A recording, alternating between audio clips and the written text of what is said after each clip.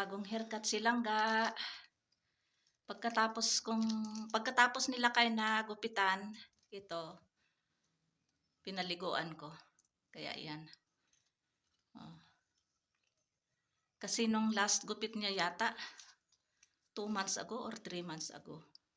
Kasi ang hirap niyang gupitan talaga, hindi pwede na mag-isa lang. Dapat may alalay. At saka, never silang na dinala namin sa barbershop. Kasi kung sa barbershop, baka matakot yung barber.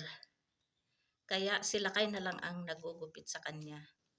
Noong wala sila kayo dito, nung nasa Saudi siya, 6 years ago, kami ni Fahad ang nagugupit sa kanya.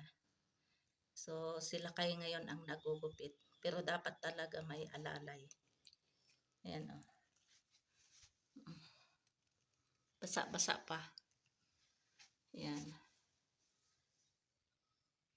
Na silang pogi na.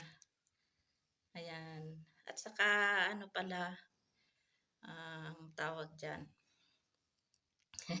Hello Langga.